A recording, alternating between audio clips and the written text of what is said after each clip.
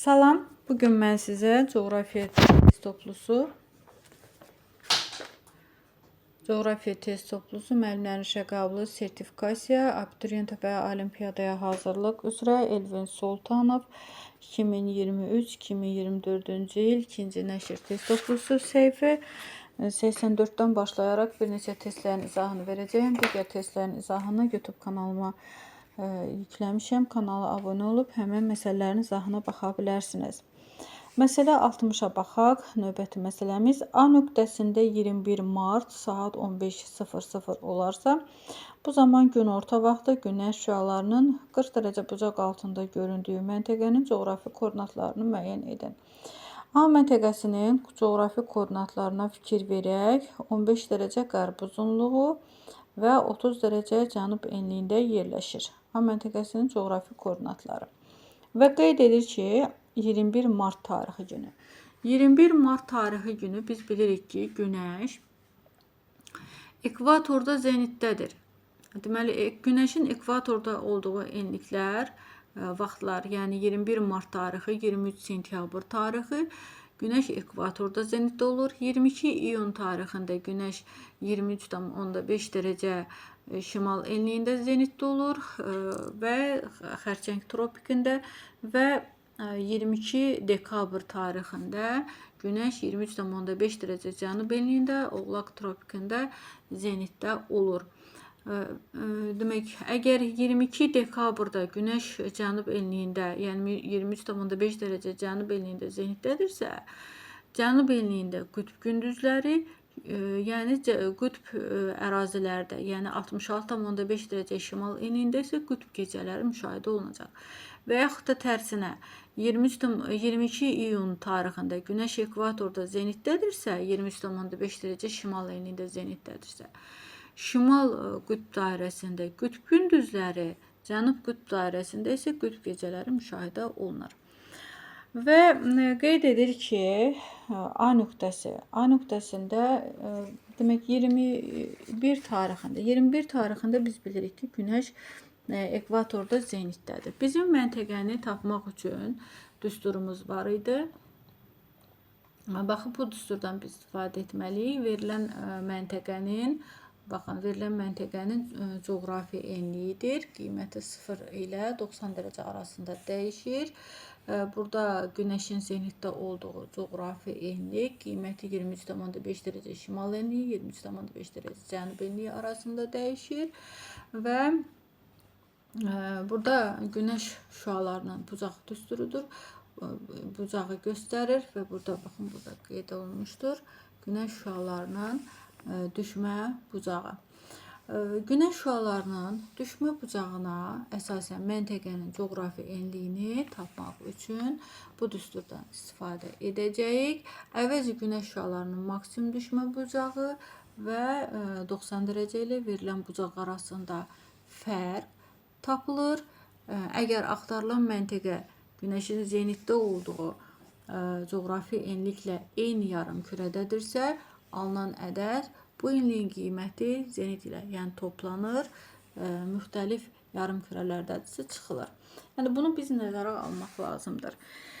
Və düsturda rəqəmləri yerinə qoyuruq. Günəşin zenitdə olduğu, yəni 0 dərəcə paraleldədir, enlikdədir, ekvatordadır. Ona görə də biz birbaşa 90 dərəcədən çıxırıq, 40 dərəcəni tapırıq, 50 dərəcə şimal enliyi.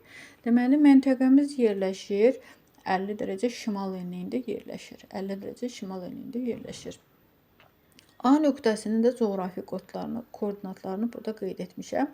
15 dərəcə qərb uzunluğu və 15 dərəcə qərb uzunluğu və 30 dərəcə cənub enliyi. 15 saat 15:00-dır. Digər məntəqəmiz isə 60 dərəcə qərb uzunluğu və yerləşir 50 dərəcə şərq uzunluğu şimal enliyində. İndi nə cür tapdıq? Əvvəlcə nə edirik? Biz 15:00-dan 12:00 çıxmalıyıq. Günəş ekvatorda zenitdədirsə, şimal və cənub yarımkürəsi, yəni günortanın vaxtı 12:00 düşür. Yəni gündüzün, gecənin uzunluğu 12:00. 15:00-dan çıxırıq, 12:00 tapırıq 3:00. Yəni 12 saata qədər, saat 12-yə qədər 12 saatla 15 saat arasında zaman fərqi 3 saat edir. 3 saat dərəcəyə çevirəndə 45 dərəcə. 45 dərəcənin üzərinə gəlirəm 15 dərəcəni. Yəni məntəqəmiz yerləşirdi, A məntəqəsi yerləşirdi 15 dərəcə qərb uzunluğu, düzdür? Üzərinə gəlirəm 45 dərəcəni. Yəni baxın 60 dərəcə qərb uzunluğu arasında və 15 dərəcə qərb uzunluğu arasında dərəcə fərqi 45 dərəcədir. Çatırım 60 dərəcə qərb uzunluğu.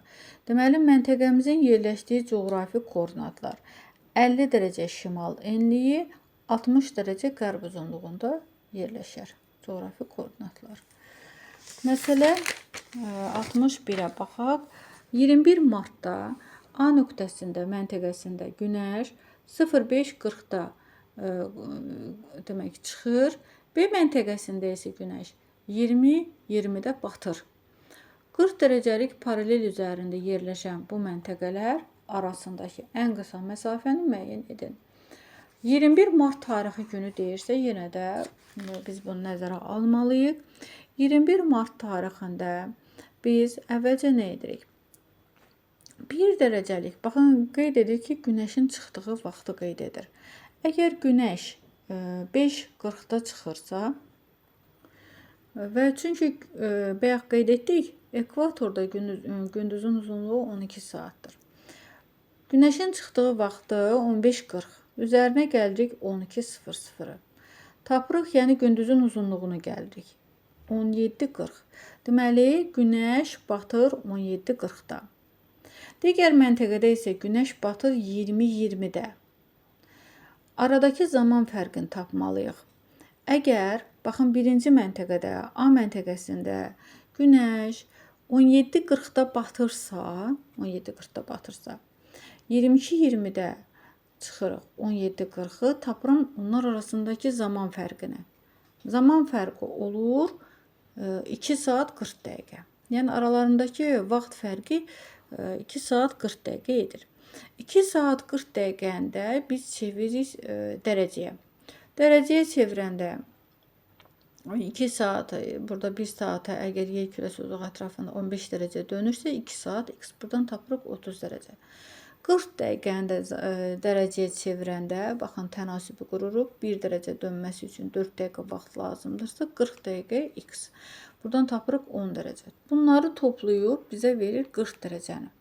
Yəni 40 dərəcə, onlar arasındakı dərəcə fərqi 40 dərəcədir. 40 dərəcəni də biz çeviririk kilometrə. Və söhbət 40 dərəcəlik şimal enliyindən gedirsə, 40 dərəcəlik şimal. Çünki burada qeyd edir. 40 dərəcəlik paralel üzərində. 40 dərəcəlik paralel üzərində biz bilirik ki, demək 1 dərəcəlik qövsün uzunluğu 85,4 kilometr, 40 dərəcə x. Buradan tapırıq 3416 kilometri tapmış oluruq. Məsələ 62-yə baxaq. 62-də nə deyir? Mexiko şəhərində 20 dərəcə şimal enliyi, 78 dərəcə qərb uzunluğu, cismin kölgəsi yoxdursa, hansı məntəqədə gecə yarısı olar? Buna aid mən keçən video dərslərdə qeydlər etmişəm. Əgər Mexiko şəhərində kölgəsi yoxdursa, deməli, Günəş həmən ərazidə ekvator, yəni 20 dərəcə şimal enliyində zenitdədir. 90 dərəcəlik buzaq altında düşür. Deməli, cismin kölgəsi yoxdur. 78 dərəcə qərb uzunluğu, 20 dərəcə şimal enliyində yerləşir və günorta saatıdır. Günorta saatıdırsa, baxın, biz qeyd etmişdik. Günorta saatı 78 dərəcə qərb uzunluğunda günortadırsa, səhər saatları, axşam saatları və gecə saatları fikir versək, burada mən bölgülər etmişəm. Və 90 dərəcə arada məsafə varsa, çünki fikir versək, 90 dərəcəlik paraleldə deyirsə, daha doğrusu Günəşin 90 dərəcə düşdüyü, yəni 90 dərəcə düşürsə, həmin ərazidə gecə ilə gündüzün arasında, yəni gündüzün uzunluğu 12 saat, gecənin uzunluğu 12 saat olacaqdır. Və 12-nin yarısı 6 saat fikir versək. 6 saatı biz gəlirik günortanı, axşamı tapmaq istəyiriksə, 78 dərəcə qərb uzunluğu 6 saatı vururuq, çeviririk dərəcəyə 90 dərəcə. Qərbə doğru, şərqə doğru hərəkət edirik.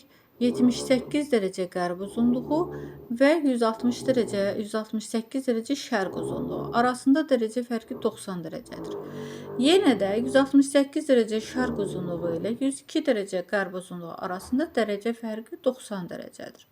Deməli, günorta saatları düşür 78 dərəcə qərb uzunluğu, axşam saatları düşür 168 dərəcə şərq uzunluğu, gecə saatları düşür 102 dərəcə qərb uzunluğu.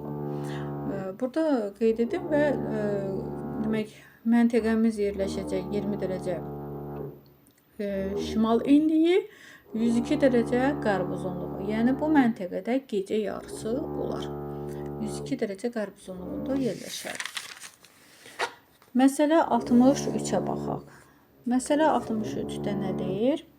Burada demək dərəcələrə fikir versək, Günəşin düşmə bucağı 45 dərəcə və 30 dərəcə. Buradan 30 dərəcə və 45 dərəcə, bunları toplayırıq. 21 mart tarixində deyir. 21 mart tarixində yenə də Günəş ekvatorda zenitdədir. Günəş ekvatorda zenitdədirsə, Y məntəqəsində saat 10:00-dır. Arada dərəcə fərqi 45 dərəcə bucaq altında, 30 dərəcə, 75 dərəcədir. Dərəcə fərqi 75 dərəcədir. 75 dərəcəni